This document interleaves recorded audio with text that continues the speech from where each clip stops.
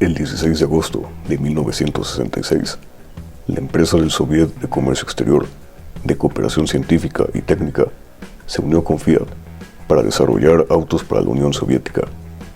El desarrollo de estos automóviles se haría basándose en el Fiat 124. Ese mismo año se presentó el auto a los ingenieros soviéticos para que se familiarizaran con él, por lo que le hicieron cambios para hacerlo más adecuado a los caminos soviéticos, que incluían un sistema de frenos de tambor más económicos, una suspensión trasera de ballestas para más comodidad en los caminos de terracería, un sistema de dirección con soporte intermedio para ayudar a la adherencia, y sus asientos delanteros se podían transformar en camas, debido a la carencia de redes hoteleras en la Unión Soviética, naciendo así el Avtovaz Lada 2101, un auto muy fiable y accesible para todos en la Unión Soviética. A pesar de tomar como base al Fiat 124, el Avtovaz Lada 2101 era diferente, teniendo una tracción trasera y una suspensión trasera de ballestas, en lugar de la de muelles y amortiguadores del Fiat 124.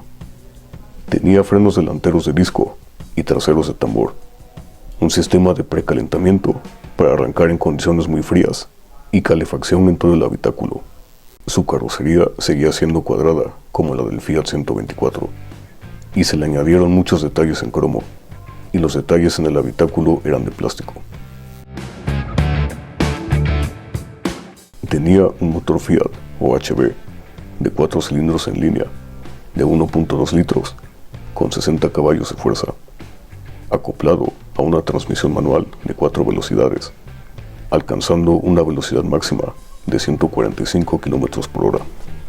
El Avtovaz Lada 2101 tenía una gran respuesta de aceleración, y su transmisión tenía la suficiente fuerza y durabilidad para superar las subidas y bajadas de los caminos montañosos rusos.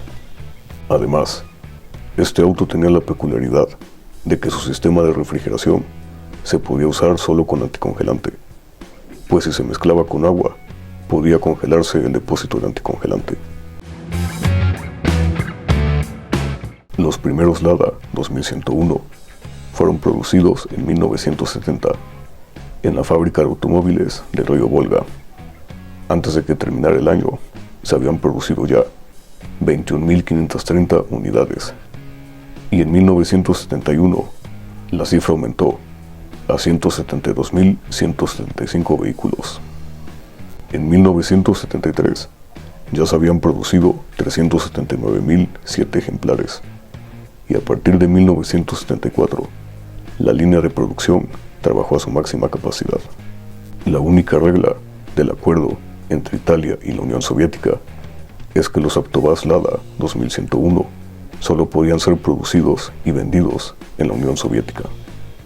En 1972, el Avtovaz Lada 2101 fue galardonado como el mejor auto doméstico del siglo XX y se produjo desde 1970 hasta 2012 por Avtovaz, con un total de 17.860.000 unidades vendidas.